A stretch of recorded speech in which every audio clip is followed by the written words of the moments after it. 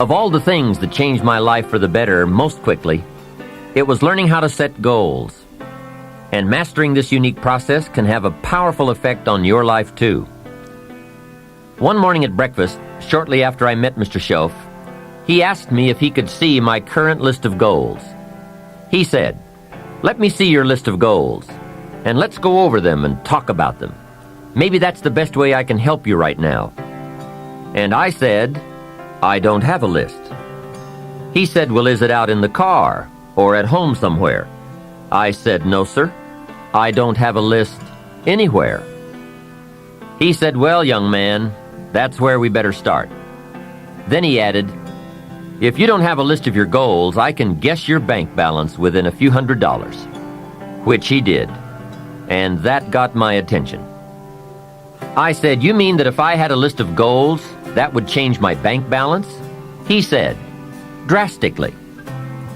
That day I became a student of how to set goals, and sure enough, when I learned how, my whole life changed. My income, my bank account, my personality, my lifestyle, my accomplishments. So I'd like to share with you the best I have learned and practiced on goal setting. First of all, I'd like to say that we are all affected by 5 factors. The first is environment. The second is events. The third is knowledge. The fourth is results. And the fifth, and often overlooked factor that affects our lives is our view of the future. Our dreams. I won't get into all of these influences here, but let me concentrate on the 5th one, dreams.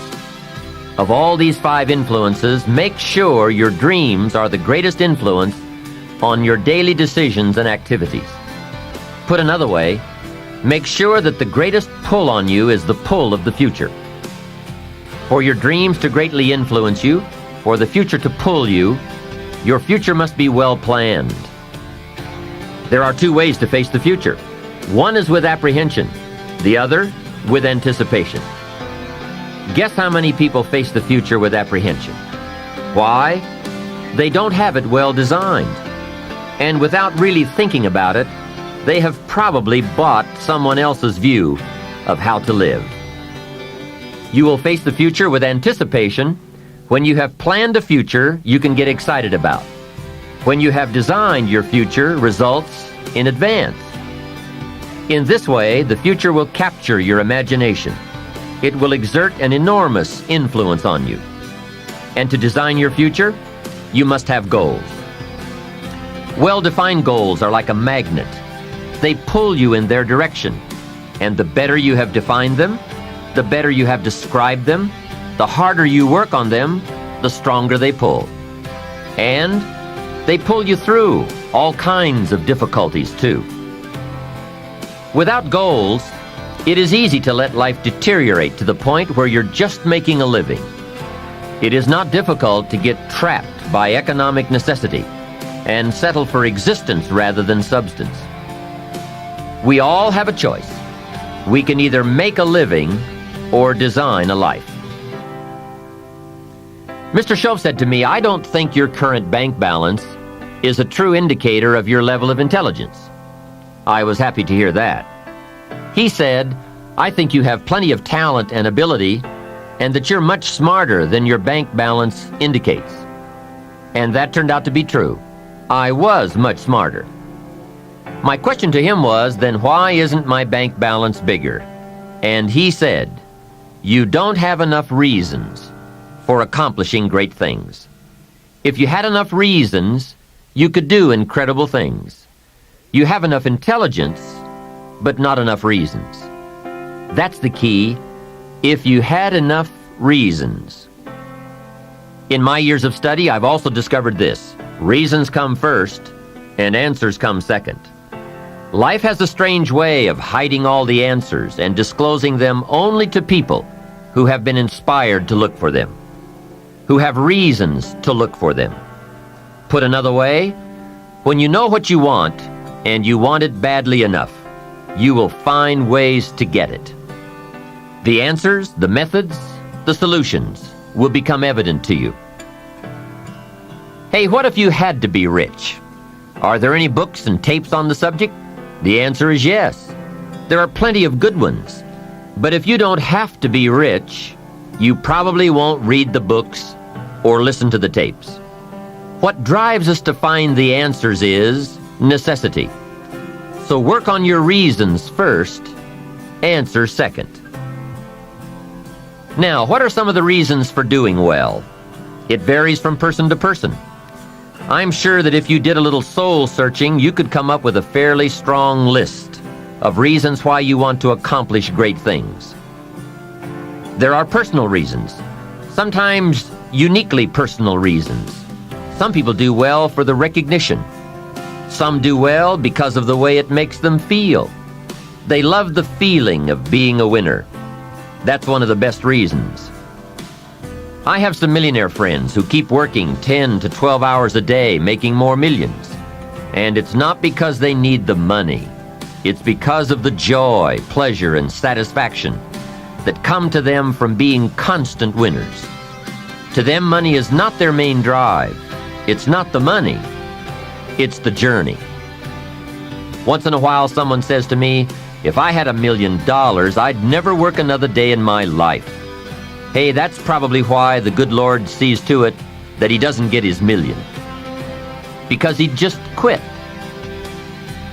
Family is another reason, or motivator for doing well. Some people do extremely well because of other people. And that's a powerful reason. Sometimes we will do things for someone else that we would not do for ourselves. We are made that way. I met a man who once said to me, Mr. Rohn, to do everything I want to do around the world with my family, I need at least $250,000 a year. I thought, incredible. Could a man's family affect him that much? And the answer is, of course. How fortunate are the people who find themselves greatly affected by someone else? It's powerful. Benevolence, the desire to share, can be a powerful reason for wanting to achieve. Some people do extremely well gathering up resources, so they can then be benefactors. When Andrew Carnegie, the great steel magnate, died, his desk was opened, and in one of the desk drawers was found a slip of paper. On that slip of paper, Mr. Carnegie had written his goal for his life, and he wrote it when he was in his 20s. On that slip of paper, he had written, I'm going to spend the first half of my life accumulating money. I'm going to spend the last half of my life giving it all away. That's terrific. He was so inspired by that goal that during the first half of his life, he accumulated $450 million. And during the last half of his life, he gave it all away. How powerful. What has you turned on? What has you getting up early, hitting it hard all day and staying up late? What has you inspired? Next question. What's got you turned off? When I found the answers to those two questions, my life exploded into change. I finally found out what negative philosophy of life I had allowed to limit me and had me turned off. And I got that cured. Then I found a long enough list of reasons to turn me on. And once the lights went on for me, at age 25, they have never gone out. I've fallen out of the sky a few times, but I've never lost that drive to do something unique with my life. Here's how simple goal setting is. Change my life. Decide what you want and write it down. I mean, that's how profound this stuff is. Decide what you want and write it down. Make a list. Where do you want to go? What do you want to do? What do you want to see? What do you want to be? What do you want to have? What do you want to share? What projects would you like to support? What would you like to be known for? What skills would you like to learn? Some extraordinary things you'd like to do, ordinary things you'd like to do, right? Silly little things you'd like to do, very important things you'd like to do. Decide on all that stuff and write it down, write it down, write it down. That's how simple this stuff is. And it's your own private list. If it's really private, you know, on your list, put some stuff in code where nobody can understand it if this list fell into unfriendly hands. Okay. And simple things, whatever. Foolish things, doesn't matter, it's your list. I had a little revenge on my first list. Budget finance, who used to harass me. I got 2 or 3 payments behind. This one guy called incessantly. Said, we're going to come get your car, drag it rear end up down the street in front of your neighbors. Keep your lists of goals so that it shows your growth, shows your ability to change and grow. Your philosophy grows and expands what's valuable. Setting goals. It doesn't matter how small, foolish it is. Put it on your list. My Japanese friend, Toro Ikeda, put on his first list, a Caucasian gardener. Good morning. Thought that was good.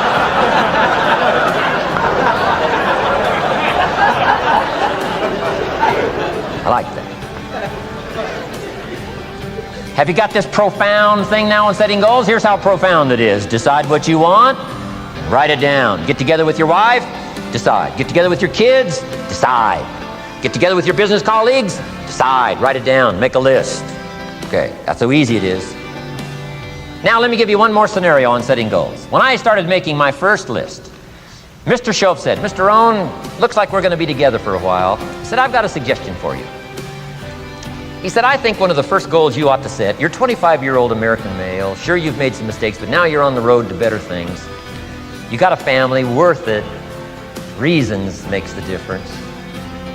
And he said, you've got every reason to do this. He said, why don't you, among all the goals you're going to set, he said, why don't you set a goal to become a millionaire? A millionaire. This is America. All the possibilities are available. Why don't you set a goal to become a millionaire? He said, it's got a nice ring to it. Millionaire. Enough zeros to impress your accountant? Millionaire. And he said, here's why. Now I thought, the man doesn't need to teach me why. I'm thinking, wouldn't it be great to have $1 million? He said, no, that's not it. Here's why. And I had one of the greatest lessons I ever learned, and I'm about to share it with you. This will be worth the price of being here today if you can capture what I'm about to share with you. Here's what Mr. Shoaff said. Set a goal to become a millionaire. And he said, here's why. For what it will make of you to achieve it. And I got one of the greatest classes in one sentence I've ever received in my life. Set a goal that'll make you stretch that far. For what it will make of you to achieve it. What a brand new reason for setting goals. What an all-encompassing challenge to have a better vision of the future. What for? To see what it will make of you to achieve it. And here's why. The greatest value in life is not what you get. The greatest value in life is what you become. Major question to ask on the job is not, what am I getting here? That's not the major question. The major question to ask is, what am I becoming here? It's not what you get that makes you valuable, it's what you become that makes you valuable. So Shoaff said, set a goal to become a millionaire. For what it will make of you to achieve it. Let me give you the key phrase on setting goals. Set the kind of goals that will make something of you to achieve them. Set the kind of goals that will make something of you to achieve them. Always keep that in mind. What will this make of me? If I set this goal and go for it, not only will I achieve it, but what will it make of me in the process? What a whole new concept on setting goals. Now there's 2 parts to this, and then we're wrapping up goals. Here's the first part now on this goal setting for what you become. Number 1, don't set your goals too low. Interesting, we teach in leadership. Don't join an easy crowd. You won't grow. Go where the expectations are high. Go where the demands are high. Go where the pressure's on to perform, to grow, to change, to develop, to read, to study, to develop skills. I belong to a small group. We do business around the world. You cannot believe the expectations at that level. What we expect of each other in terms of excellence, far beyond average. Why? So that we can each grow, so that we can receive from the group, we can contribute to the group, something unprecedented. It's called living at the summit. Go where the demands are high. Go where the expectations are strong, so that it'll provoke you, push you, urgently, insist that you not remain the same for the next couple of years, the next 5 years, that you'll grow and change. So don't set your goals too low. The guy says, well, I don't need much. Well, then you don't need to become much. Now here's the last part on setting goals. Don't compromise, don't sell out. There were some things I went for back in those early years that I paid too big a price for. If I'd have known how much it was going to cost me, I never would have paid, but I didn't know. So don't sell out. Ancient phrase says, count cost, count cost, count cost. Don't sell out. Don't compromise your values. Don't compromise your virtues. Don't compromise your philosophy. Key. Here's the key word, beware. 2 good words from ancient script. 1, behold, the positive word. Behold the possibilities, behold the opportunity. Behold the drama, behold the awesomeness, behold the uniqueness. Behold the majesty, behold, behold. What a good word. But here's the other word, beware, beware, beware. Don't sell out. Now we're going to take some time to actually start designing the next 10 years of your life. We're going to start setting your goals. Goal setting is one of the most important skills to develop if you want to design your future. I'm going to give you enough homework not only to keep you busy for the rest of your life, but also to help you create the kind of life you may have always dreamed about living, but never believed possible. So let's get on with it. The sooner you exert the discipline, the sooner you will be enjoying the results. Once the results start to come, believe me, you won't mind the hard work and discipline it's going to take. Now, get a sheet of paper, and at the top of it, write the words, long-range goals. I'm going to ask you some questions, and I want you to jot down the answers. All right, let's start this exercise. The basic question you are going to answer is, what do I want within the next 1 to 10 years? I want you to take about 12 to 15 minutes and make a list of at least 50 things you want within the next 1 to 10 years. The way you enjoy life best is to wrap up one goal and start right on the next one. Don't linger too long at the table of success. The only way to enjoy another meal is to get hungry. Another thing to check for on your list is that you have included goals for each of these 3 important categories. First, make sure you've listed your economic goals, your goals for income, profits, and productivity.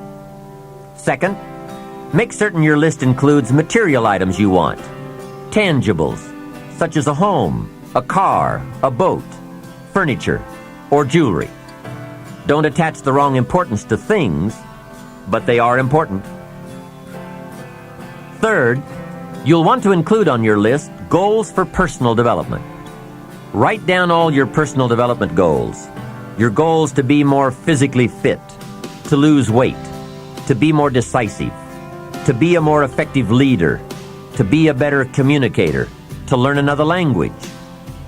Of course, there are other types of goals to consider: family goals, social goals, lifestyle goals.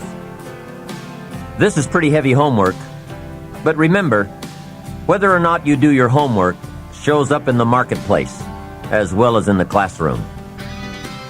You may find that some of your goals you thought at first glance were important are not important after all. Do some reflecting, refining, and revising. The point is, right now, try to have approximately 4 one-year, 3-year, 5-year, and 10-year goals that you truly believe in, that inspire you, that you've sold yourself on. When these goals and the reasons you want to obtain them are each clearly described in a brief paragraph, transfer this information to a journal or some type of notebook that you can carry with you easily and refer to often.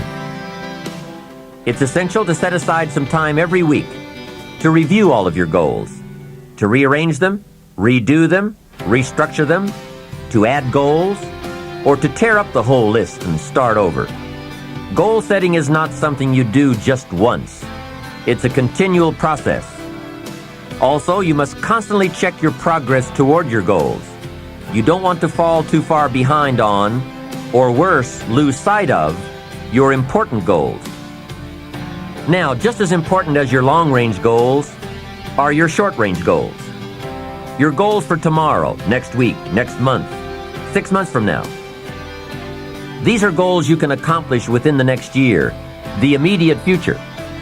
We call these goals confidence builders. When you work hard, burn the midnight oil, and accomplish these little things, it builds your confidence to go for your long-range goals.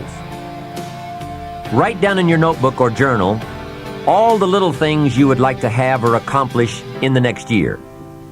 How you set up this list is up to you. You might want to break it down by week or by month. Set it up in whatever way works well for you. Part of the fun of having a list is being able to check off something as obtained or completed. Every week, try to check off at least one thing on your list of short-term goals. And when you are able to check off something major, something on your list of long-range goals, celebrate. Make winning joyful. Congratulate yourself. It is very important to celebrate progress. We grow from two experiences. One is the joy of winning, and the other is the pain of losing. Here's what that also means. Make losing painful. Put it on yourself. If you set something up, fooled around, didn't pull it off, put it on yourself. And get around people who will help in this area. Hey, don't join an easy crowd. Go where the expectations are high, where the pressure to perform is high. It's how we grow. I'm certain that part of the reason why people let goal setting slide is because it is a lot of work. As I said, you'll be constantly revising your lists of short-range and long-range goals, rearranging them, refining them, redesigning them, establishing different priorities, adding new goals, perhaps deleting others. It's interesting that so many people work hard on their jobs, but they don't work hard on their futures. They let that slide.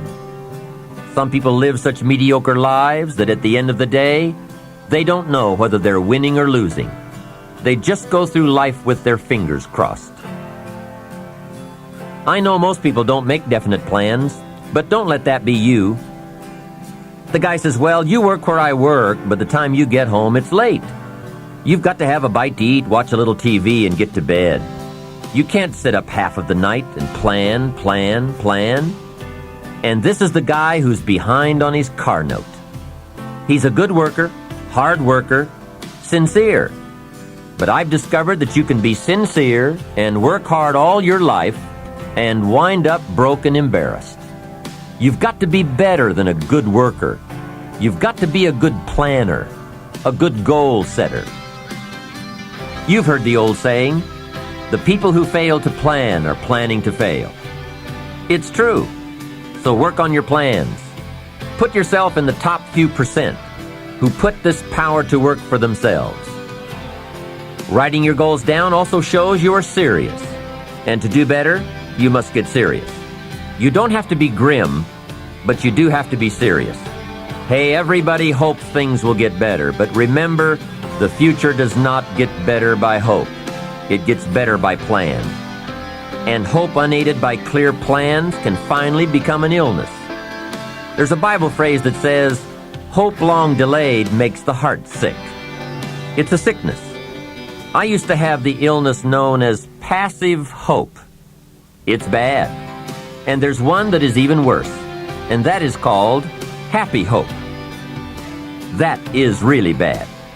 The man is 50, and he's broke, and he's still smiling. That's bad.